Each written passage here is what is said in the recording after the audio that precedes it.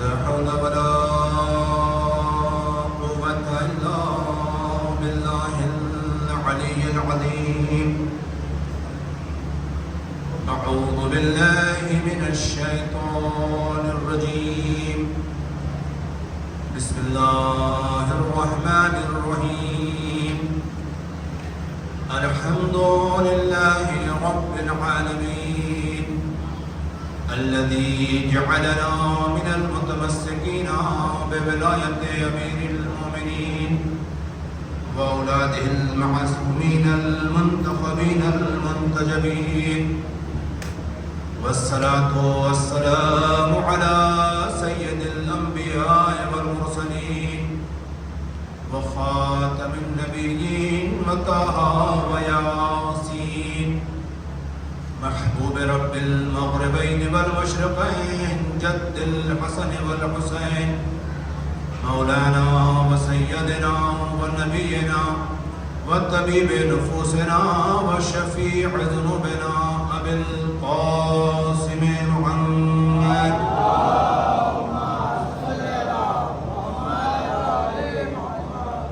وآله الطيبين الطاهرين المعصومين المظلومين الذين أذهب الله عنهم الرجس وطهرهم تطهيرا.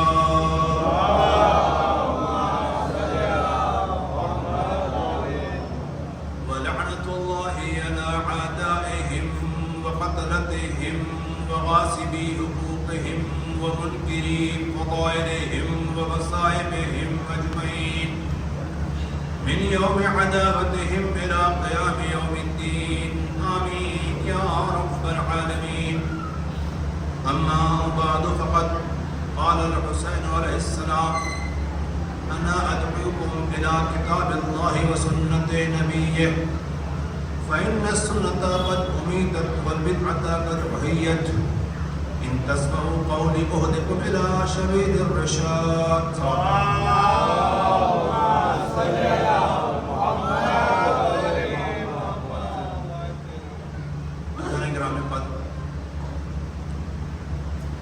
محترم معزز صاحب کرام،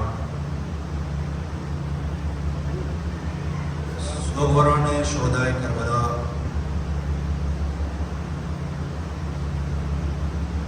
کربلا کے شہیدوں کا خاتمہ کرنے والوں، ایام عذاب، ایام شہادت ناصران حسین، ماہ محرم، آواز الحمدللہ آج صبح سے آپ مسلسل مجلسیں کر رہے ہیں. اس مظلوم کا ماتم کر رہے ہیں اس پر رونے والا کوئی نہیں تھا. نہیں، شاید میں نے لفظ غلط استعمال کی. رونے والے تھے پر انہیں رونے نہیں. اگر کوئی بیٹی اپنے باپ کے فراق میں رونا چاہتی تھی تو ظالم اسے تماچے مارا کرتا تھا. بہن اگر بھائی پہ رونا چاہتی ہے اسے نیزے سے اذیت دی جاتی. جن شہیدوں پر ان کے اپنے اقربا نہیں رو سکے ان شہیدوں پہ رونے کے لیے آپ جمع. خدا ہم سب کے اس عمل کو قبول کرے اور ہمیں خادم عزائے امام حسین بننے کی توفیق عنایت. میں تمہیداً چند باتیں عرض کرنا چاہوں گا. یہ ماہ عزا، یہ ماہ محرم، یہ شہدائے کربلا کا تذکرہ جیسے ہی عزا کا چاند نمودار ہوا، آپ یقین جانیں پوری کائنات میں ایک ہیجانی کیفیت پیدا ہوا. ایک عجب سے تغیرات واقع ہوئے. فطری طور پر بہت سے بدلاؤ دکھائی دے۔ بہت سے افراد جو اب تک بالکل ساکت بیٹھے ہوئے تھے وہ سب متحرک ہو گئے۔ اب اس میں ہر طرح کے لوگ ہیں۔ وہ عاشقان امام حسین ہیں جو عشق امام حسین میں متحرک ہو گئے، حرکت میں آ گئے، ایک ہیجانی کیفیت پیدا ہو گئی، ان میں ایک بدلاؤ سا پیدا ہونے لگا۔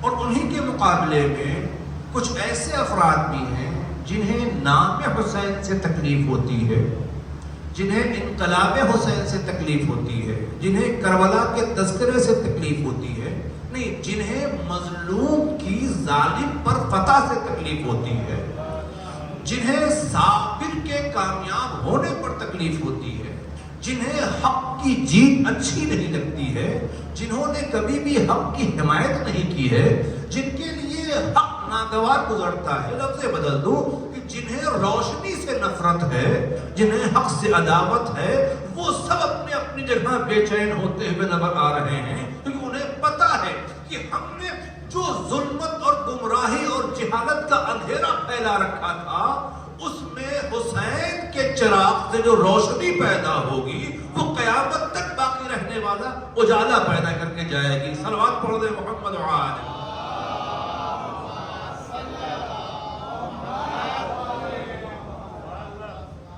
اور میں اس لیے بڑے ادب سے اپنے قوم کے نوجوانوں سے کہنا چاہوں گا، عزیزو، حسین غریب کا ماتم کرنے والوں، جوانوں، جناب علی اکبر کو یاد کرنے والوں، اس بات کو یاد رکھنا، تمہاری ہر حرکت کے اوپر اپنوں سے زیادہ غیروں کی نظر ہے۔ ان ایام عطا میں مخالف بہت شاطرہ نگاہ کے اوپر رکھے ہوئے، جاسوسی نگاہیں لگی ہوئی ہیں۔ کیوں؟ وہ چاہتا یہ ہے کہ نام حسین لے کر کے پیغام کربلا پہنچانے والا نوجوان کہیں کوئی ذرا سی اخلاقی غلطی کرے اور ہم اس کو ایک ایشو بنا کر کے، موضوع بنا کر کے دنیا کے سامنے پیش کرے، دیکھو یہ حسینی جوان ہے، اس کا کردار ایسا، یہ یا حسین کہنے والا نوجوان ہے، سیاہ لباس پہن کے چل رہا ہے، اس کا عمل ایسا۔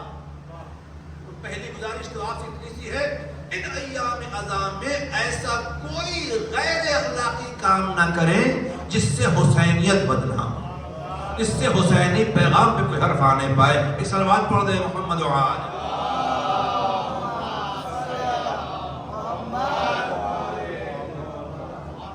یہ بات میں اس لیے کہہ رہا ہوں کہ میری گفتگو فقط یہاں تک شاید محدود رہ جائے، مگر آپ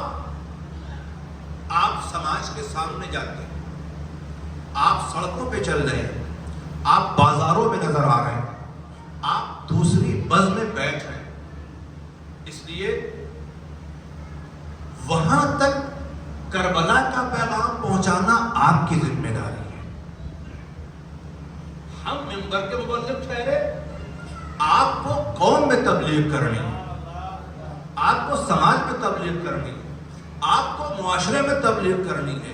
ان ایام عزا میں غیر قوم کے لوگوں کے درمیان عملی طور پر یہ پیغام پہنچانا ہے کہ ہم مظلوم کے حمایتی ہیں، ظالم کے حمایتی نہیں، ہم سچ کے ساتھی ہیں، جھوٹ کے ساتھی نہیں ہیں، ہم ہر دور کے باطل اور ظالم کے خلاف لوگ ہیں، ہم نے کبھی باطل اور ظلم کی حمایت نہیں کی ہے۔ مطلب کیا ہے؟ کہنا صرف اتنا چاہتا ہوں کہ ان دنوں میں کہیں کوئی ایسی حرکت نہ ہو جس سے آپ ظالم آلو، کسی کمزور کو ستائیے گا نہیں، کسی مجبور کو پریشان نہ کیجیے گا، کسی بے قصور کو ماریے گا نہیں، کسی کے اوپر تجاوز نہ کیجیے۔ کیوں؟ یہ ایام ہمارے صبر کے ایام، اور ہمیں صبر کر کے دنیا کو یہ پیغام دینا ہے کہ جو قومیں صبر کر لیتی ہیں انہیں تنہا مت سمجھنا، ان کے ساتھ ان کا خدا ہوا کرتا ہے۔ صلوات پڑھ دے محمد وآلہ۔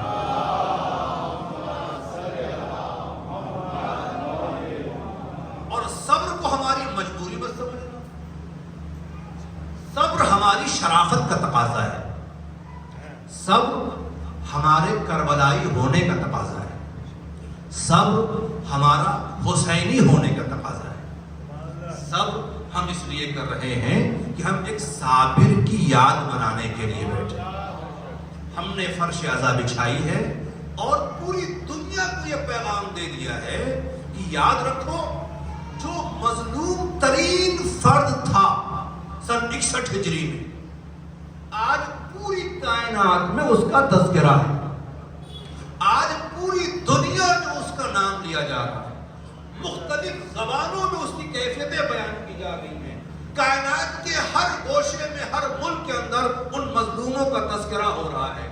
یہ اپنے آپ میں زندہ ثبوت ہے کہ مظلوم ہر دور میں مظلوم نہیں رہتا، مظلوم بے وارث نہیں ہوتا، مظلوم بے سرپرست نہیں ہوتا، مظلوم کمزور نہیں ہوتا، مظلوم کا ساتھ اس کا مالک دیتا ہے، اور جس کے ساتھ خدا ہو جائے اسے نہ زمانہ مٹا سکتا ہے، نہ حکومتیں مٹا سکتی ہیں، نہ کوئی اقتدار مٹا سکتا ہے۔ صلوات پڑھیں محمد و آلہ۔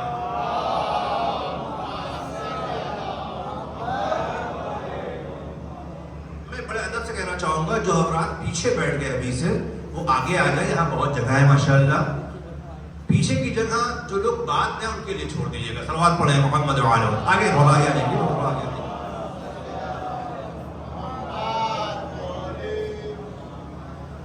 ممبر سے قریب تر آ جائے، گھبرانے کوئی ایسی بات نہیں کہ خطرہ نہیں ہوگا انشاءاللہ۔ صلوات پڑھیں محمد و آلہ۔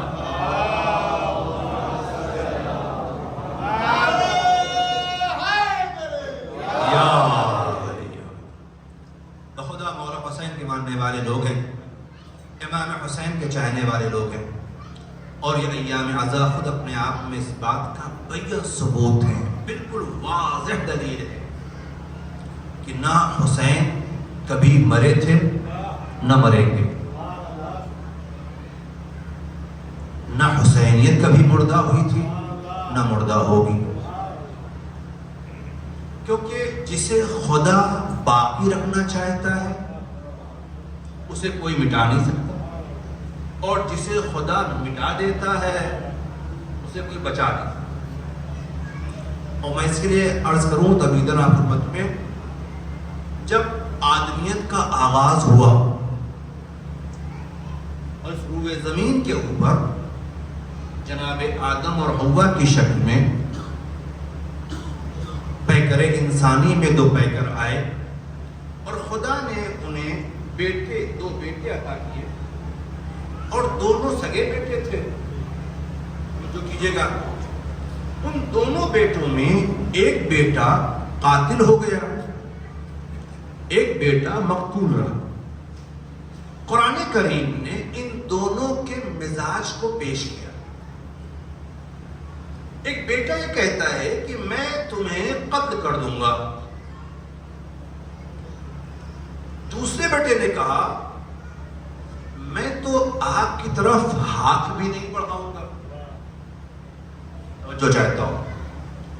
یہ دو بھائیوں کے نظریات ہیں، یہ دو بھائیوں کا کردار ہے، یہ دو بھائیوں کی اپنی سوچ اور اپنا اخلاق ہے اور اپنا فعل ہے۔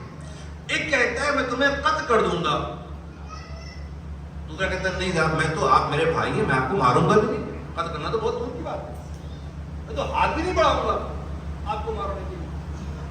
آپ بتائیے دنیاوی اعتبار سے ان دونوں بھائیوں میں باقی کون رہے گا، مٹے گا کون؟ قاتل نے اس بھائی کو جو شرافت کا مظاہرہ کر رہا ہے اسے قتل کر دیا، سر قلم ہو گیا۔ تو ظاہری اعتبار سے یہ تو باقی ہے، بچے ہوئے زندہ ہے، اور وہ مردہ ہے، مگر تصور کیجئے گا جو قاتل تھا اس کا نشان آج تک کہیں نہیں ملتا، اور قابیل کہاں دفنے نہیں معلوم، پتہ ہی نہیں کہاں چلا گیا، ختم ہو گیا۔ حابیل جو مقتول تھے، جنہوں نے قتل کی دھمکی کے بعد بھی یہ کہا کہ میں آپ کو نہیں ماروں گا، شاید آج کی دنیا اس نظریے کو بزدلی کہے، شاید آج کی دنیا اس نظریے کو بیوقوفی کہے، حماقت کہے، کچھ بھی کہہ سکتی ہے، مگر جو اللہ کے بندے ہوتے ہیں ان کا عمل اللہ کی مرضی کے مطابق ہوتا ہے۔ جو اس وقت ہاتھ نہیں بڑھا رہا تھا، خود ظالم نہیں بننا چاہ رہا تھا، اس کی قبر آج تک موجود ہے۔ ملک شام کے اندر جائیے، خدا کے سب کو نصیب و زیارت وہاں کی، اور وہاں پہاڑی پر، بلند پہاڑی کے اوپر آج بھی جناب حابیل کی طویل قبر موجود ہے، اور زائرین زیارت کے لیے آ رہے ہیں۔ کتنی صدی پہلے کی بات ہے یہ، کتنے زمانے پہلے کی بات ہے، کتنا عرصہ ہو گیا، آدم کی بات کر رہا ہوں میں۔ بڑے بڑے بادشاہوں کے محل چند صدیوں میں زیر زمین چلے گئے۔ اب اس کے لیے حکومت کا خاص ڈپارٹمنٹ ہے جو زمین سے کھود کھود کے نکالتا ہے۔ صاحب اتنی صدی پہلے کا یہ محل زمین میں دھسا ہوا تھا، اتنے سال پہلے کا یہ سامان زمین کے اندر سے نکلا۔ بات سوچنے والی ہے، جب زمانہ گزرنے کے ساتھ بڑی بڑی عمارتیں زمین کے اندر چلی جاتی ہیں تو حابیل خبر اب تک کیسے باقی ہے؟ وہ آخر زمین کے اندر کیوں نہیں چلی گئی؟ اس کا نشان کیوں نہیں مٹ گیا؟ جواب سے کتنا ملتا ہے کہ جسے خدا باقی رکھنا چاہتا ہے اسے نہ زمین مٹا پاتی ہے نہ زمانہ مٹا پاتا ہے۔ صلوات پڑھے محمد و آل۔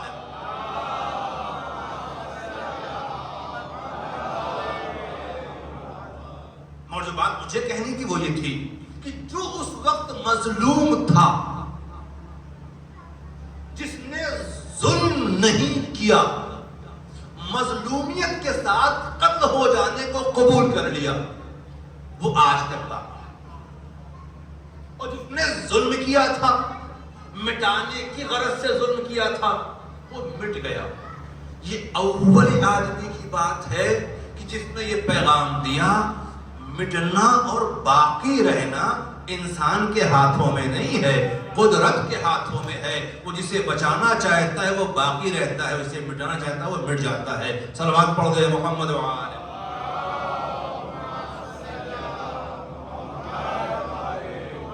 تو عزیزو، گفتگو اس لیے میں نے کی تاکہ آپ کو اس بات کا یقین ہو جائے، میری قوم کے بچے بچے کو، ہر ایک جوان کو، ہر ایک بزرگ کو اس بات کا یقین ہو جائے کہ بقا مظلومیت میں ہے، ظالم بننے میں نہیں۔ ظالم مٹتا ہے کسی بھی دور میں، اور یہ عزاداری، یہ ماتم، یہ جلوس، یہ مجلسیں، یہ فرش عزا، یہ عزا خانے، یہ تبرکات عزا، یہ ساری چیزیں کیا ہیں؟ یہ اسی مظلوم کی یاد سے وابستہ ہے، یہ اسی مظلوم کی یاد سے وابستہ ہے۔ اور کچھ لوگ شاید کوشش کر رہے ہیں کہ عزاداری کے سامان ہی مٹا لیں، اگر اس مظلوم کو نہیں مٹا سکتے، اس مظلوم کا تذکرہ نہیں مٹا سکتے، تو کچھ سامان عزا مٹا دیے جائیں، کچھ اسے کم کر لیا جائے۔ میں صاف لفظوں میں کہنا چاہوں گا، یاد رکھو، جو چیزیں بھی امام حسین سے وابستہ ہو گئیں، انہیں ابدی حیات مل گئی ہے، اسے کوئی مٹا نہیں سکتا۔ جو چیزیں مولا حسین سے منسوب ہو گئی وہ محترم ہو گئی ہیں، انہیں بقا کی ضمانت خدا نے دے دی ہے اس نسبت حسین کی بنیاد۔ اس سے کوئی مٹا نہیں سکتا، ہاں وہ مٹانے والا خود مٹ جائے گا۔ ایک بات اور کہنا چاہوں گا، طویلی باتیں ہیں، موضوع انشاءاللہ شروع ہو جائے گا۔ کوئی چیز منسوب ہے، یہ کپڑے ہیں، ظاہراً یہ کپڑا ہے، میں اپنے جوانوں سے پوچھنا چاہتا ہوں، یہ کپڑا، یہ پنجا، یہ کپڑے ہیں تو کپڑے ہی نا، کیا آپ اس کے اوپر کوئی نجس یا گندی چیز ڈالنا پسند کریں گے؟ اگر کوئی ڈال دے تو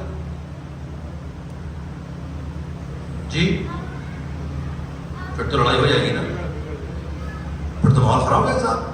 تمہاری ہمت کیسے ہوئی صاحب اس کپڑے کی؟ تو کپڑا ہے یار، اتنا لڑ کیوں رہے ہو آپ؟ اگر میں کہہ دوں صاحب یہ کپڑا ہے تو آپ میرے خلاف ہو جائیں گے. کیوں سرکار؟ یہ اچھا جب تک یہ دکان پہ تھا، بازار میں بک رہا تھا، تب تک کوئی کچھ بھی کر دے آپ ناراض نہیں ہو رہے تھے. اور جیسے ہی وہاں سے خرید کے لائے 2 میٹر اور یوں ٹانگا اس کو، اب آپ اس کا احترام کرنے لگے، اس پر گندگی برداشت نہیں کرتے، اس کی توہین برداشت نہیں کرتے، کوئی اسے معمولی کہہ دے تو برداشت نہیں کرتے. میں آپ سے پوچھوں ایسا کیوں ہوا؟ یہ بدلاؤ کیوں آ گیا بھائی؟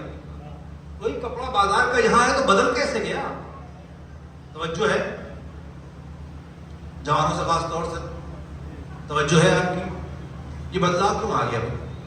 بازار میں کوئی بات نہیں، یہاں آ جائے تو محترم ہو جاتا ہے، ایسا کیوں؟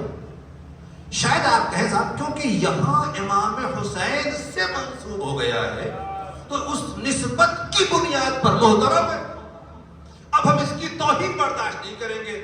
میں بڑے ادب سے پوچھنا چاہتا ہوں، جب یہ کپڑا امام حسین سے منسوب ہو کر کے محترم ہو گیا اور ہم نے اس کی توہین برداشت نہ کرنے کا عہد کر لیا، تو مجھے ایمانداری سے بتا دیجئے یہاں جتنے عزادار بیٹھے ہیں ان سب کی نسبت مولا حسین سے ہے کہ نہیں ہے؟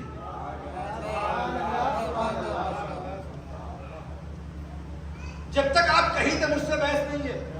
اور جیسے ہی آپ عزادار امام حسین بنے، عزا کا چاند دیکھا، فرش عزا پہ آئے، مولا حسین سے منسوب ہوئے، جب بدلاؤ آیا، نسبت بدلی.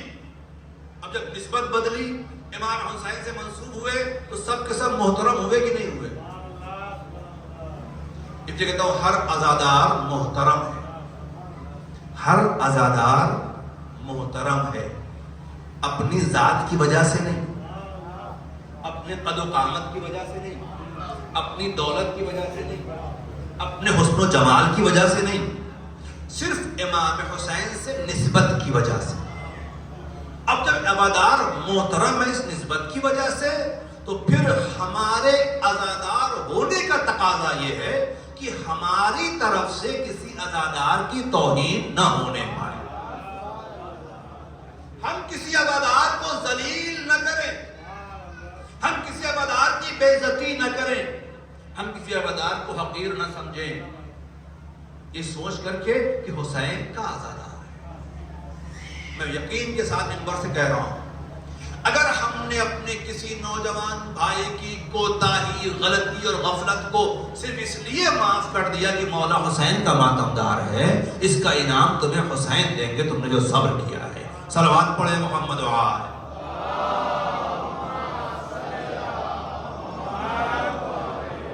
لہذا اگر تمیدی باتیں ہیں ان ایام میں ان باتوں کا خیال رکھیے کہ ہماری زبان سے کوئی ایسا فقرہ، کوئی ایسی بات نہ نکلے جو حسینیت کے خلاف ہو، جو عزادار کے خلاف ہو. ہمارا کوئی عمل ایسا نہ ہو جو پیغام حسینی کے خلاف ہو، ہماری کوئی روش ایسی نہ ہو جو مقصد حسین کے خلاف ہو. ہمیں عملی طور پر ان دنوں میں پیغام حسین پہنچانا ہے، امام حسین کے مشن کو پہنچانا ہے. میں نے اس عشرے کے لیے جس موضوع کا انتخاب کیا ہے وہ ہے امام حسین کے خطبات. مولا حسین 28 رجب کو چلے تھے مدینے سے. وہ بہت سے خطبے میں نے اسے چھوڑ دیا ہے، اور 3 شعبان کو برابر 3 شعبان کو جمعرات کا دن تھا. جمعرات ماشاءاللہ سے آپ مکے پہنچے، اور مکے پہنچنے کے بعد مولا حسین نے پھر خطوط لکھنا شروع کیے ہیں، خطبے دینا شروع کیے ہیں، تقریریں کرنا شروع کی ہیں. اور ان تمام تقریروں میں، خطبوں میں، خطوط کے اندر اپنے مشن کو واضح کیا، اپنی تحریک کو واضح کیا ہے، اپنے ہدف کو بالکل صاف کیا ہے تاکہ دنیا سمجھ جائے کہ ہمارا قیام کس مقصد کے تحت ہے، ہم نے کیوں اتنا بڑا اقدام کیا ہے، ہم نے کیوں یہ سفر کی زحمتیں برداشت کرنا گوارا کی ہیں؟ یہ ساری باتیں تاکہ واضح ہو جائیں اور امام کے ساتھ چلنے والے کسی ایک ساتھی کو کسی قسم کا شبہ نہ رہ جائے، کوئی شک نہ رہ جائے۔ صلوات پڑھ دے محمد و آل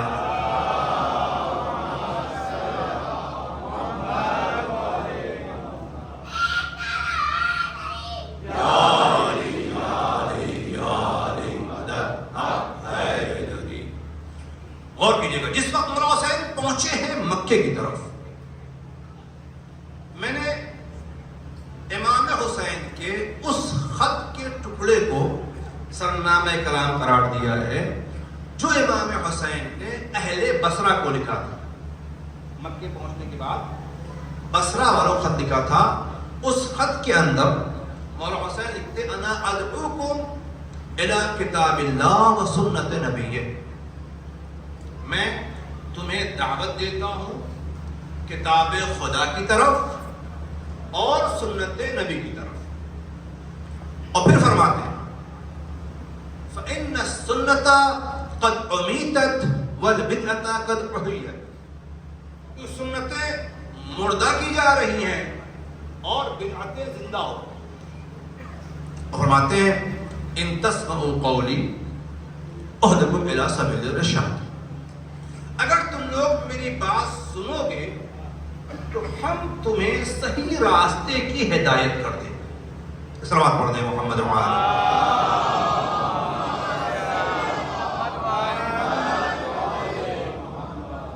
تو توجہ کیجئے گا، شاید تھوڑا سا بات خشک ہو مگر بات اس طرح پہنچانے کی کوشش کروں گا۔ امام حسین خط لکھتے ہیں اہل بصرہ، اور اس سے پہلے چند باتیں، اس خط کو لکھنے سے پہلے جب مولا مکے پہنچے تو سب سے پہلی ملاقات امام حسین کی عبداللہ ابن عمر سے ہوئی، اور انہوں نے امام حسین کو مشورہ دیا کہ مولا اے فرزند رسول، آپ یزید کی بیعت کر لیجیے۔ ہمارے نے لکھا ہے اس چیز کو کہ انہوں نے کہا کہ دیکھیں درہم و دینار یزید کے پاس ہے، حکومت یزید کے پاس ہے، لوگوں نے اس کی بیعت کر لی ہے، تو آپ بھی یزید کی بیعت کر لیں تاکہ آپ کی جان بھی سلامت رہے اور مسلمانوں کا خون بھی محفوظ رہے۔ صاحبان فہم ہے، توجہ چاہتا ہوں۔ یہ مشورہ دینے والے کون؟ جناب عمر کے فرزند عبداللہ ابن، کسے مشورہ دے رہے ہیں؟ حسین ابن علی۔ کیا مشورہ ہے؟ کہ درہم و دینار یزید کے پاس ہے، مال و دولت یزید کے پاس ہے، طاقت یزید کے پاس ہے، لشکر یزید کے پاس ہے، افراد یزید کے پاس ہے، لہذا آپ یزید کی بیعت کر لیں۔ ذرا محسوس کیجئے گا، نظریہ سمجھیے، مزاج پہچانیے، طبیعت کا جائزہ لیجئے۔ یعنی اتنے بڑے باپ کے بیٹے کا نظریہ یہ ہے جس کے پاس دولت ہو اس کی بیعت کر لینی چاہیے، جس کے پاس حکومت ہو اس کی بیعت کر لینی چاہیے، جس کے ساتھ پورے لوگ ہو یعنی عوام جس کے ساتھ ہو اس کی بیعت کر لینی چاہیے، اس کے ساتھ ہو جانا چاہیے۔ یہ نظریہ ہے ان کا جو مشورہ دے رہے ہیں امام حسین۔ امام حسین نے صاف انکار کر دیا کہ میں کبھی بھی ان کی بیعت نہیں کر سکتا۔ توجہ کیجئے گا، اب مجھے ایک بات کہہ لینے دیجیے، لوگوں کے ساتھ ہو جانا، اہل دولت کے ساتھ ہو جانا، درہم و دینار کو دیکھ کر کسی کا ساتھ دینا، یہ ادھر کا نظریہ ہے، ادھر کا نظریہ نہیں۔ اب مجھے معاف کر دیجیے، میں اپنے لفظوں کہہ دوں، اس کا مطلب جو میں سمجھ پایا کہ قوم کے رنگ میں ڈھل جانا یہ غیروں کا مزاج ہے، دنیا کو اپنے رنگ میں ڈھال لینا یہ حسینیت کا مزاج ہے۔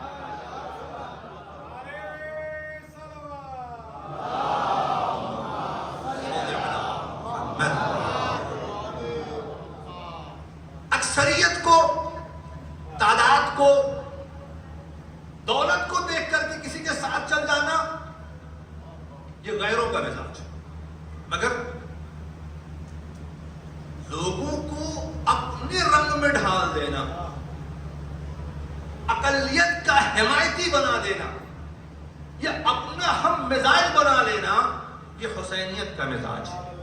اسی لیے میں اکثر اپیل کرتا ہوں اپنے قوم کے جوانوں سے کہ جس طرف دنیا جا رہی ہو اس کے ساتھ بہ جانا حسینیوں کا مزاج نہیں ہوتا. کہ لوگ ایسا کرتے ہیں، سماج ایسا کر رہا ہے، معاشرہ یہ چاہتا ہے. معاشرہ کیا چاہتا ہے وہ تمہیں نہیں دیکھنا ہے، تمہیں دیکھنا ہے کہ میرا مولا حسین کیا چاہتا ہے، میرا غیبت میں رہنے والا امام کیا چاہتا ہے، میرا رسول کیا چاہتا ہے، میرا خدا کیا چاہتا ہے. صلوات پڑھے محمد و آل.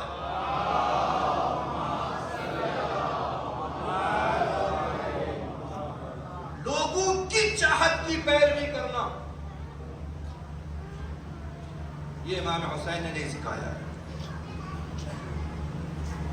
خدا کی مرضی پر چلنا یہ امام حسین نے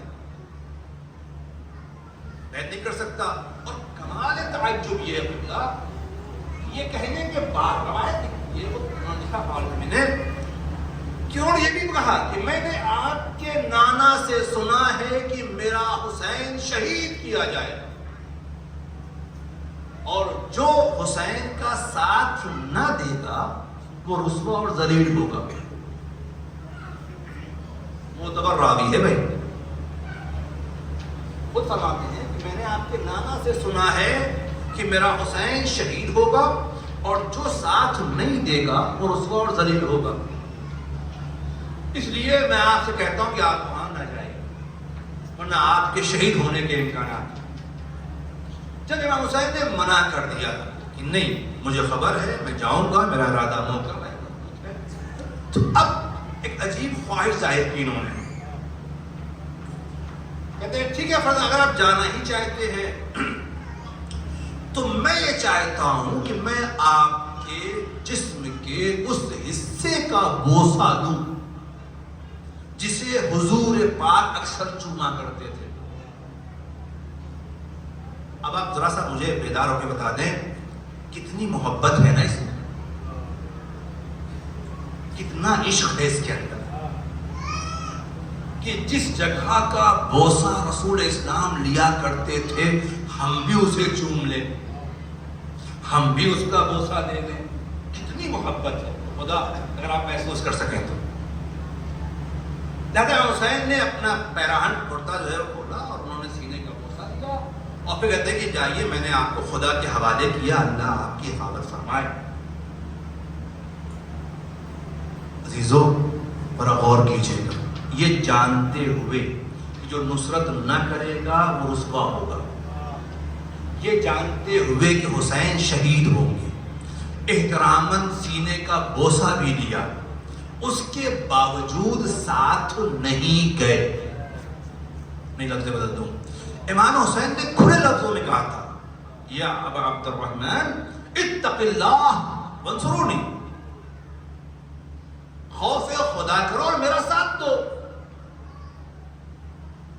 عزیزو غور کیجیے گا، امام حسین نے بہت سے افراد کو واپس کیا ہے مگر جن لوگوں سے صراحتاً مدد مانگی ہے ان میں ایک نام ان کا بھی ہے. شاید اس لیے رہا ہو کہ کل کو یہ نہ کہہ سکے ہم سے کہا ہوتا تو ہم بھی ساتھ چلتے، ہمیں بتاتے تو ہم بھی ساتھ ہو دیتے. امام جانتے ہیں طبیعتیں کیا ہے، مزاج کیا ہے. نصرت کے لیے بلایا، جانتے تھے نہیں آئیں گے اور نصرت کا انکار کر کے اپنے ہی قول کے اعتبار سے خود رسوائی اور ذلت کا سامان جمع کر لیا. میں بڑے ادب سے کہنا چاہوں گا نصرت امام حسین کا زمانہ ختم نہیں ہوا ہے. آج بھی حسین کی حلمن کی صدا گونج رہی ہے، آج بھی مولا کو مددگاروں کی ضرورت ہے. اے قوم کے جوانوں اٹھو، امام حسین کی نصرت کے لیے لبیک یا حسین کہہ کے آگے بڑھو اور بتاؤ مولا کہ ہم آپ کے ناصر و مددگاروں میں شامل ہونا چاہتے ہیں. صلوات پڑھیں محمد و آل.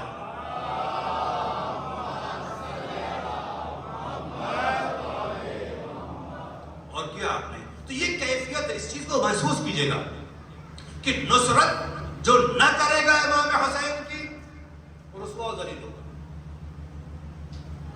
اور یاد رکھیں آج کے دور میں یہ عزاداری کی ساری خدمتیں ایک قسم کی نصرت امام ہیں. وہ انسان جو عزا کے لیے فرش بچھا رہا ہے وہ بھی ناصر امام حسین ہے. وہ انسان جو ذکر امام حسین میں نوحے مرثیے سلام مجلسیں جو پڑھ رہا ہے وہ بھی ناصر امام حسین ہے.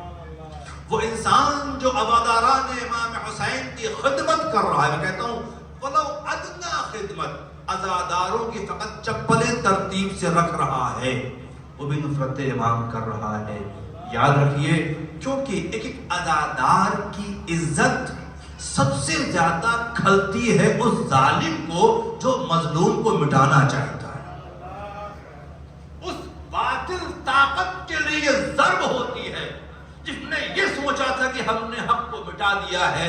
جب اہل حق نکلتے ہیں تو اسے تکلیف ہوتی ہے، جب عزا کا اہتمام ہوتا ہے تو اسے تکلیف ہوتی ہے. تو یاد رکھیں، اس چیز کو اہمیت دیجیے گا کہ امام حسین نے قربانی جو پیش کی ہے وہ پوری انسانیت کی بقا کے لیے پیش کی. امام حسین قربانی پوری انسانیت کی تحفظ و بقا کے لیے، پورے معاشرے کے اصلاح کے لیے، انسانیت کے وقار کو بڑھانے کے لیے، تقدس بشریت کو محفوظ رکھنے کے لیے. اور بات کہنا چاہوں گا اس خط کے اعتبار سے کہ میں تمہیں دعوت دیتا ہوں کتاب خدا کی طرف. ظاہراً اور آپ غور کیجیے گا تو امام حسین نے اہل بصرہ کو یہ خط لکھا ہے.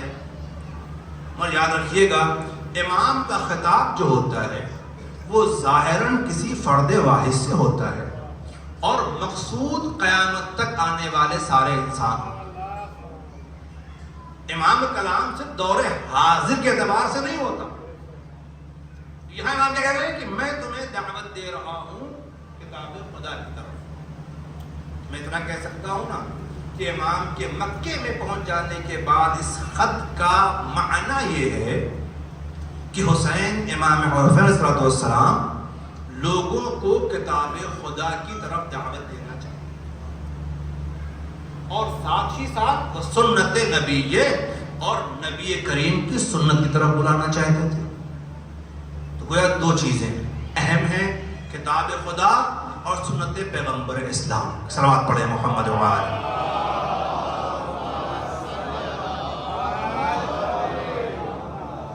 میں اتنا سمجھ سکا کہ شاید امام اپنے ان الفاظ میں اس پیغام کو پہنچانا چاہتے ہیں کہ وہ لوگ جو میرے مقابل میں کھڑے ہو رہے ہیں انہوں نے کتاب خدا بھی چھوڑ دی ہے، سنت پیغمبر بھی چھوڑ دی ہے. اگر وہ کتاب خدا سنت پیغمبر سے وابستہ ہوتے تو کبھی بھی امام حق کے مقابلے میں نہ کھڑے، کبھی بھی امام حق کے مقابل میں نہ آتے. بات صحیح ہے. اگر وہ کتاب اور سنت پر قائم ہوتے تو امام کے مقابل میں نہ آتے نا. غلط تو نہیں کہہ رہا ہوں، پتہ نہیں کیوں خاموشی ہے. ایسے ہی ہوتا نا. اگر آپ نے تائید کی مجھے جملہ کہہ لینے دیجئے تو کم سے کم اتنی بات کہ آپ تائید فرما رہے ہیں کہ اگر وہ لوگ کتاب اور سنت سے وابستہ ہوتے تو مولا حسین کے مقابلے میں نہ آتے.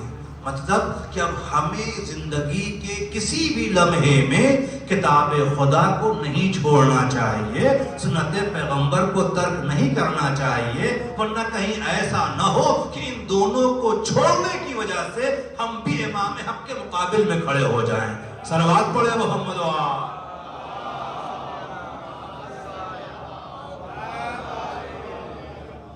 امام نے دعوت دی، مولا حسین دعوت دے رہے ہیں، ہم تمہیں کتاب خدا کی طرف بلا رہے ہیں.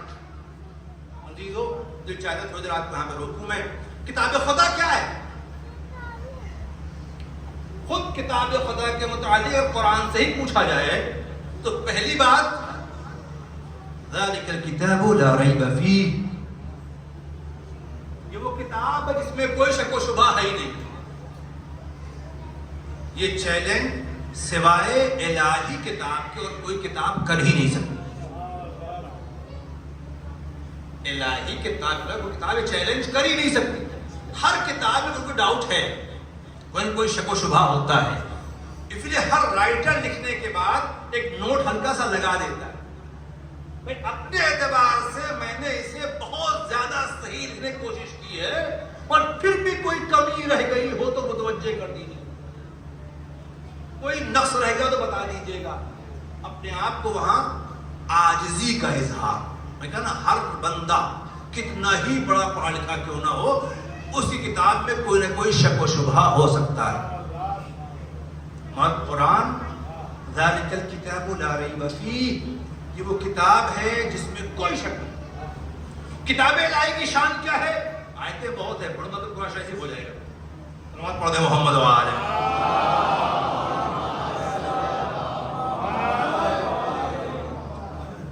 لا رطب ولا یابس الا فی کتاب مبین. کائنات کا کوئی خشک و تر ایسا نہیں ہے جو اس کتاب میں نہ ہو. کائنات کا کوئی خشک و تر ایسا نہیں ہے جو اس کتاب میں نہ ہو. اس کا مطلب کیا ہو پتا ہے آپ کو؟ اس کا مطلب یہ ہے کہ دنیا میں کائنات کے اندر جتنے علم ہیں، جتنے علوم ہیں جو اب تک ظاہر ہو چکے ہیں، وہ بھی سارے علم، اور جو علم اب تک ظاہر نہیں ہوئے انشاءاللہ بعد میں ظاہر ہوں گے، وہ سب علم اس کتاب کے اندر ہے. وہ سب علم کیا ہے؟ اس کتاب کے اندر ہے. توجہ ہے آپ کی؟ کتاب اللہ کے اندر کائنات کا ہر علم ہے. میں یہاں پر ایک بات اکثر کہا کرتا ہوں، بغیر کہے آگے نہیں بڑھوں گا. جب بات علم کی آتی ہے، تعلیم کی آتی ہے، تو جتنے ماشاءاللہ پڑھے لکھے لوگ بیٹھے ہیں اس وقت، اور جہاں تک میری آواز پہنچے، سبھی یہ کہتے ہیں کہ وہی قوم کامیاب ہوتی ہے جس کے پاس اہل علم ہوتے ہیں، جس قوم میں پڑھے لکھے لوگ ہوتے ہیں، جہاں تعلیم یافتہ لوگ ہوتے ہیں. میں بڑے چیلنج کے ساتھ یہ بات کہہ سکتا ہوں کہ جیسے صاحبان علم ہماری قوم میں رہے، ایسے کسی قوم میں نہیں تھے.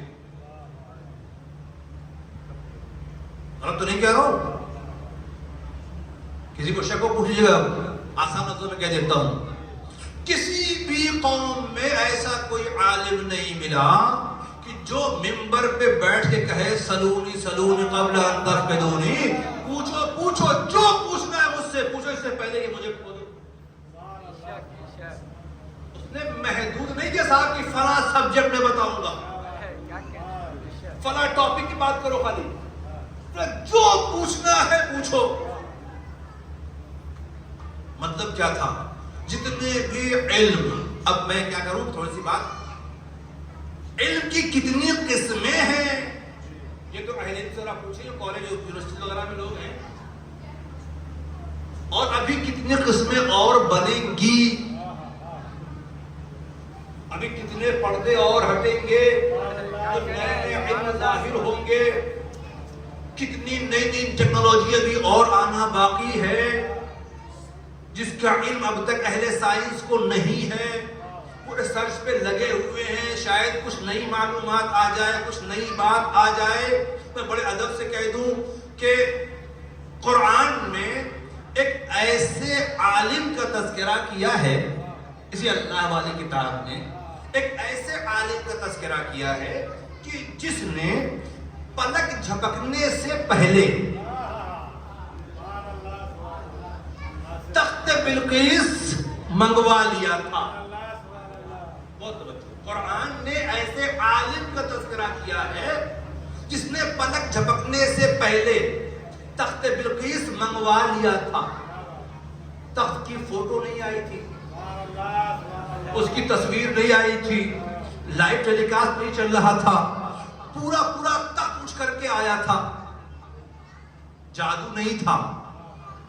قرآن کہتا ہے اس کے پاس تھوڑا سا علم تھا. قسم خدا کی میری بات آپ تک پہنچ جاتی. اللہ کی کتاب کی نظر میں جس کے پاس تھوڑا سا علم ہے، اب تک وہاں سائنس نہیں پہنچی ہے. اس دور کے علماء کو تھوڑا سا علم نہیں پا سکے. لاکھ ناز کر لیجئے آپ، اس بات کے اوپر کہ ہم اتنی رفتار لے آئے، اتنی رفتار بڑھتی جا رہی صاحب، یہ ٹرین اور وہ ٹرین، اس سے تیز والی اس سے تیز والی، یہ فلائٹ بڑھتی جا رہی، ابھی بھی آصف بن برقیہ والی رفتار نہیں ملی ہے۔ صلوات پڑھے محمد وآلہ۔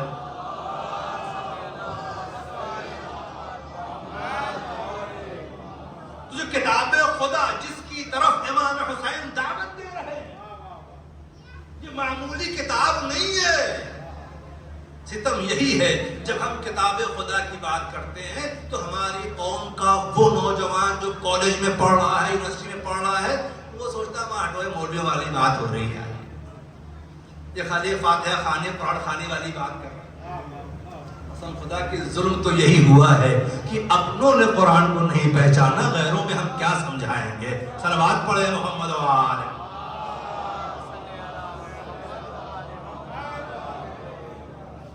امام حسین جیسی ذات اگر دعوت دے رہی ہے کسی کتاب کی طرف، تو اس کا مطلب جن لوگوں نے مولا حسین کو نہیں پہچانا وہ دعوت حسین کیا پہچانیں گے؟ بھائی اکثر یہ دیکھیں گفتگو ہمارے درمیان ہوتی ہے کہ چند اہل علم جب بیٹھتے ہیں،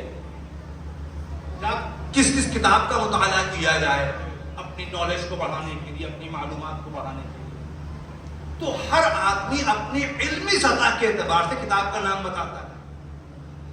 ہوتا ہے کہ چار پہلے لوگ بیٹھے ہیں، بھائی کون سی کتاب پڑھی جائے، کس کتاب کا مطالعہ کیا جائے، کس کتاب کی اسٹڈی کرے تاکہ ہماری نالج اور بڑھ جائے، تو کیا ہوگا؟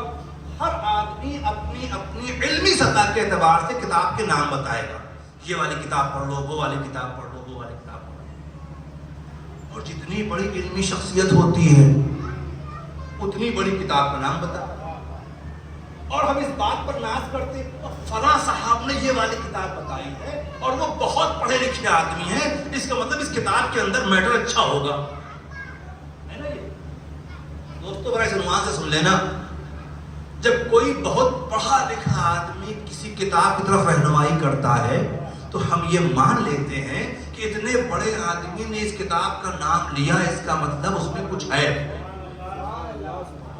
حسین جیسی ذات نے قرآن کی طرف دعوت دی ہے، نواز رسول نے قرآن کی طرف دعوت دی ہے، نہیں، وہ عالم جو وہاں سے پڑھ کے آیا تھا اس نے قرآن کی دعوت دی۔ صلوات پڑھ دے محمد وآلہ۔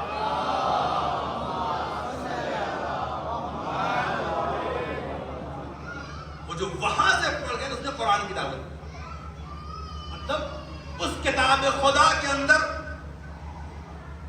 ہر دور کا اعلیٰ ترین علم ہے۔ اب ہم نہیں پڑھ پائے تو ہماری کمزوری ہے نا۔ امام حسین نے 61 ہجری پر 60 ہجری میں، ابھی تو 61 شروع نہیں ہوا تھا، 60 میں ہی مکے سے دعوت دی تھی قرآن کی طرف۔ اگر ہم نے اس عنوان سے اس دعوت کو سمجھا ہوتا کہ امام حسین جیسی ذات دعوت دے رہی ہے قرآن کی طرف، اور اس عنوان سے قرآن ہم نے پڑھا ہوتا۔ میں نے اپنی بہت سی مجالس میں الہ آباد کے علاقے میں بات کہی ہے کہ ہماری قوم کے وہ افراد جو دنیا کے دوسرے علوم میں مہارت رکھتے ہیں، فزکس میں، کیمسٹری میں، میتھ میں، بایو میں، زولوجی میں، باٹنی میں، جس سبجیکٹ میں، میڈیکل لائن میں جہاں بھی آپ مہارت رکھتے ہیں، اس مہارت کو قرآن میں استعمال کیجیے اور اس کے اعتبار سے قرآن کو پڑھیے، اور پھر دیکھیے کہ آپ کا موضوع قرآن میں ہے کہ نہیں، آپ کا سبجیکٹ قرآن کے اندر ہے کہ نہیں ہے۔ یقین جانیے ہر سبجیکٹ کی بات قرآن میں ملے گی، بشرط اتنی ہے کہ اس میں تلاش کرنے سے پہلے اس کے مدرس اور معلم سے رابطہ ضرور کر لیجئے گا۔ جب تک وہ ساتھ نہیں دے گا مطلب سمجھ میں نہیں آئے گا۔ صلوات پڑھے محمد وآلہ۔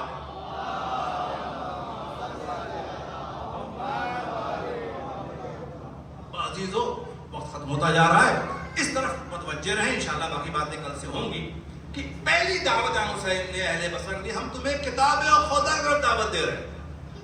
کتاب کو معمولی مت سمجھیے گا. کتاب فقط 2 جلدوں میں لپٹے ہوئے چند اوراق نہیں ہیں. اس کتاب کے اندر مالک کائنات نے، خالق کائنات نے کائنات کا سارا علم رکھ دیا ہے، اور اس نے اپنی ساری کتابیں ہٹا کر کے اسی کتاب کو قیامت تک کے لیے معجزہ بنا دیا. اس کا معنی ہے قیامت تک جتنے بھی علم آئیں گے وہ سب اس کے اندر ہیں. کاش ہمارے ملت میں کچھ ایسے افراد پیدا ہو جاتے جو بعد میں آنے والے علوم کو لوگوں سے پہلے قرآن سے نکال کے دنیا کے سامنے پیش کر دیتے اور اہل دنیا کو بتاتے کہ تمہاری ریسرچ کا محور، مرکز، منبع کچھ اور ہوگا. ہماری ریسرچ کا محور قرآن ہے. ہم نے قرآن سے یہ باتیں نکالی ہیں. یقین جانیے دلی خوشی ہوتی غیبت میں رہنے والے اس امام کو جو قرآن کے ساتھ ہر لمحہ ہے. کتنا ساتھ ہے اہل بیت قرآن سے، اس کا اندازہ آپ خود لگا سکتے ہیں.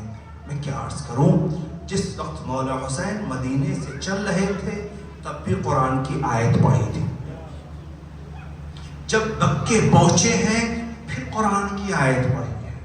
جگہ جگہ وارث قرآن نے قرآن پڑھ کر کے بتا دیا کہ دنیا ہم سے قرآن کبھی جدا نہیں کر سکتی. عزیزو یاد رکھیے گا، بس بات کو سمیٹنا چاہتا ہوں. شاید اسی کتاب خدا کی تمام آیات کو بچانے کے لیے، اسی کلام الہی کے تحفظ کے لیے امام حسین نے اپنے وعدے کو وفا کرنے کے لیے اپنا عزیز وطن چھوڑا، اپنے گھر سے گئے. جب نکلنے لگے تھے کیفیت بہرحال عجیب تھی. خدا نہ کرے کسی سے اس کا وطن چھڑایا جائے، اللہ نہ کرے کوئی بے وطن ہو. مگر کیا کیجیے گا، اس غریب الوطن کی غربت کا یہ اعجاز ہے کہ آج بہت سے افراد جب حسین کی فرش عزا بچتی ہے تو بہت سے پردیسی اپنے وطن چلے آتے ہیں، وطن میں آ کے فرش عزا بچھاتے ہیں، وطن میں آ کے غریب الوطن کا ماتم کرتے ہیں. اور عزیزوں یاد رکھو، میں نے بڑے ادب سے کہا تھا، شرف سمجھو اپنے لیے اس غربت زدہ مسافر کا ماتم کرنے کو. آسان مرحلہ نہیں ہے. روایت کہتی یہ ہے کہ مولا حسین جب مدینے سے نکلنے لگے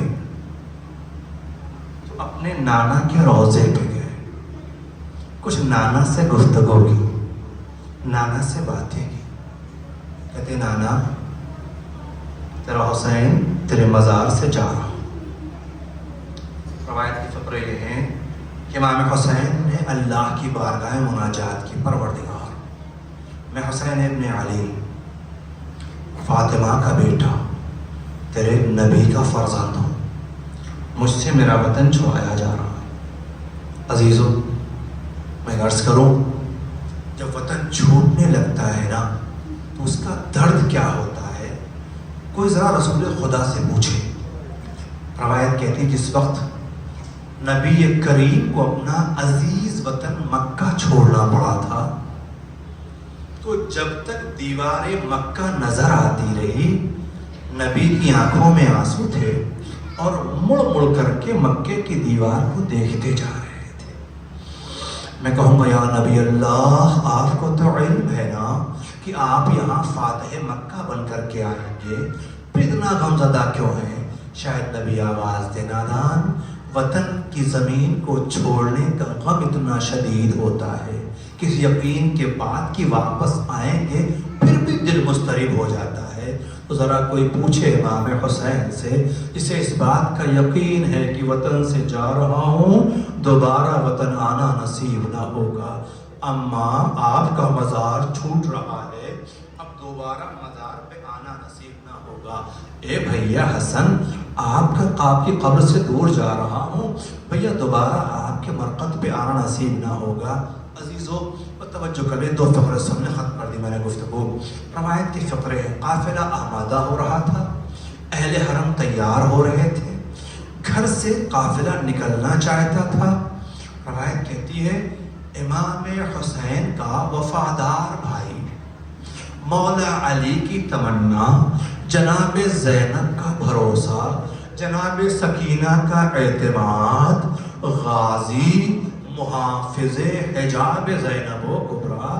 عزیزو روایت کہتی ہے کہ وہ ایک سوار ہو کر کے گھوڑے پر دور تک مدینے سے باہر جانے والے راستے پہ جاتے ہیں اور ہر آنے والے سے کہتے ہیں دیکھو اس طرف نہ آنا، ادھر سے نبی زادیاں گزرنے والی ہیں، دیکھو ادھر نہ آنا، ادھر سے علی کی بیٹیاں جانے والی ہیں. عزیزو مدینے کے اندر یہ خبر عام کر دی گئی، خبردار کوئی چھت پہ نہ آئے گا، علی کی بیٹیاں آمادہ سفر ہیں. اس سوگوارو تم نے تصور کیا تمہاری آنکھیں نم ہونے لگیں، تم نے سوچا تمہارا دل مضطرب ہونے لگا. ذرا سوچو اس منظر کو، جناب زینب کی نگاہیں کیا نہیں دیکھ رہی ہوں گی کہ میرا بھیا کتنا انتظام کر رہا ہے، کتنا اہتمام کر رہا ہے، کس طرح پردے کا اہتمام ہو رہا ہے. اب ادارو ایک کیفیت تو یہ تھی. دوسرا منظر گھر کے اندر یہ تھا کہ عورتیں تیار ہو رہی ہیں نکلنے کے لیے اور ایک چھوٹی سی بیٹی امام حسین کی جو بیماری کے عالم میں بستر پہ لیٹی ہوئی ہے. اللہ نہ کرے کسی بیمار بچے کو گھر میں چھوڑ کر کے جانا پڑے. بچہ بیمار ہے، بیٹی دیکھ رہی ہے، لوگ جا رہے ہیں، ہر ایک کا چہرہ بڑی حسرت سے دیکھتی ہے، لوگ خدا حافظ کہتے ہوئے آگے بڑھ رہے ہیں. کیفیت بڑی پردرد ہے. جب سب لوگ رخصت ہونے لگے تو روایت کہتی ہے وہ ننھی شہزادی جو گھر میں آرام کر رہی تھی علالت کی بنیاد پر، اس نے سفارشیں کرنا شروع کر دی. اے پھوپھی اماں ہمیں بھی ساتھ دیتے چلیے، اے اماں مجھے بھی ساتھ دیتے چلیے. بعض علماء نے پڑھا ہے کہ اپنی ماں سے کہتی ہیں، بلکہ بعض کا بابا سے کہتی ہیں بابا مجھے لیتے چلیے، میں راستے میں کوئی شکایت نہیں کروں گی، بابا مجھے اپنے ساتھ لیتے چلیے، مجھے یہاں تنہا نہ چھوڑیے، میں کوئی درد بیان نہیں کروں گی. بلکہ بعض علماء نے یہاں تک بیان کیا کہ جب جناب زہرا کو لگا کہ لوگ میری بات نہیں مان رہے ہیں، لوگ میری بات پہ توجہ نہیں دے رہے ہیں، وہ اپنے بستر سے اٹھی، چند قدم چل کے دکھانا چاہتی ہے اماں دیکھو میں ٹھیک ہو گئی ہوں، میں بیمار نہیں ہوں، میں ساتھ چل سکتی ہوں، میں چند قدم ہی چلی تھی گر نہیں لگا. جزاکم اللہ خیر الجزاء. اللہ ان بلند آوازوں پہ رحمت نازل کرے، خدا ان آنسوں قبول کرے. یقین جانیے کہ آپ تصور کریں نا، ایک بیٹی ہے جس کے سامنے پورا گھر آمادہ سفر ہے اور بچی دیکھ رہی ہے سب جا رہے ہیں، مجھے نہیں لے جایا جا رہا ہے. اس نے کوشش کی کہ آخر مجھے کسی طریقے سے اپنے ساتھ لے کر کے چلیں. جب کوئی تدبیر نظر نہ آئی، کوئی راہ حل نہ آیا، تو پھر علماء نے بیان کیا کہ اب سفارشات میں وہ اپنے بھیا اکبر کے پاس آئے. بھیا آپ دیکھ رہے ہیں نا کہ بابا اپنی بہن کو اپنے ساتھ لے جا رہے ہیں. بھیا آپ دیکھ رہے ہیں نا بابا اپنی بہن کو اپنے ساتھ لے جا رہے ہیں. بھیا میں بھی تو آپ کی بہن ہوں نا، آپ مجھے اپنے ساتھ لیتے چلیے. جزاکم اللہ عزیزو، یہ پردرد منظر تھا. جناب علی اکبر پہ کیا گزری ہوگی جب بہن نے اس طرح سے بیان کیا ہوگا بھیا آپ مجھے اپنے ساتھ دیتے چلیے. مگر مشیت امام کچھ اور ہے، مشیت پروردگار کچھ اور ہے. جب شہزادی اپنی ساری تدبیریں کر چکی اور اب دیکھا کہ میری بات کوئی سننے والا نہیں ہے، سب چلے ہی جائیں گے، تو بعض علماء نے کہا کہ شہزادی اب اس مرحلے پہ آ گئی. ٹھیک ہے اگر آپ سب جانا ہی چاہتے ہیں، مجھے نہیں لے جانا چاہتے ہیں تو ٹھیک ہے خدا حافظ. 2 منظر لوگوں نے پیش کیے. ایک منظر تو یہ بھیا اکبر جا رہے ہو نا، مجھے نہیں لے جاؤ گے نا؟ اے بھیا ایک زحمت ہے، بس ذرا سا اس پر اپنے قدم رکھ دو، تمہارے پیروں کے نشان لے کر کے زہرا اس کے سہارے جینے گی. جزاکم اللہ خیر الجزاء. اور اس منظر کو محسوس کیجئے گا. بہن کہتی بھیا اور اس دشت میں اپنے قدم رکھ دو، تمہارے قدموں کے نشان کے سہارے بہن جینے گی. تو عزیزو بہن کی خواہش جناب علی اکبر نے پوری کر دی. بڑے بھیا سے آرزو پوری ہو گئی. اب قافلہ جب بڑھنے کے لیے بالکل آمادہ ہو گیا تو ایک مرتبہ پھر تمنا ظاہر کر دی، اچھا جانا چاہتے ہیں آپ لوگ؟ میں نہیں روکتی، ٹھیک ہے نہ لے جائیے مجھے، ایک احتجاج کر دیجئے میرے چھوٹے بھیا اصغر کو کچھ دیر کے لیے مجھے دے دیجئے۔ جزاکم اللہ خیر الجزاء۔ خدا کوئی غم سوائے غم اہل بیت کے۔ روایت کے فقرے ہیں کہ جناب علی اصغر کو جناب صغرا نے اپنی آغوش میں لیا۔ ابھی کتنے دن کے ہیں اصغر پتا ہے؟ 10 رجب کی ولادت کے اعتبار سے ابھی صرف 18 دن کے ہیں اصغر۔ 18 دن کا بھائی اپنی بہن کی غربت کو اس طرح سے محسوس کر رہا ہے کہ اس چھوٹے سے ہاتھوں سے بہن کے گلے سے لپٹ گئے۔ اب روایت کہتی ہے بیویوں نے لاکھ چاہا کہ اصغر اپنی بہن کو چھوڑ کر کے ہماری گود میں آ جائے تاکہ قافلہ آگے بڑھ جائے، مگر روایت کا جملہ ہے سب نے کوشش کر لی، بھائی نے بہن کی گود نہیں چھوڑی۔ آخر ماں قریب آئی، بیٹا اصغر آ جاؤ، بھائی نے بہن کی گود نہیں چھوڑی۔ جب سب مایوس ہو چکے تو امام وقت آگے بڑھے۔ جب مولا حسین آگے بڑھے تو روایت کہتی ہے جناب صغرا نے قدم پیچھے ہٹایا، اے بابا اصغر خود چلا جائے تو لے لیجئے گا، مجھ سے اصغر کو جدا نہ کیجئے گا۔ امام حسین نے بیٹی کو سہارا دیا، قریب آئے۔ اللہ جانے اس ننھے سے شہزادے کے کانوں میں امام وقت نے کیا کہا کہ بہن کی گود نہ چھوڑنے والا بھائی فوراً گود چھوڑ کر کے بابا کی آغوش میں آ گیا۔ شاید حسین نے کہا ہو بیٹا اصغر امت کو بخشوانے چل رہا ہے، اے میرے لال تمہارا بابا جا رہا ہے۔ سیعلم الذین ظلموا ای منقلب ینقلبون، انا للہ راجعون۔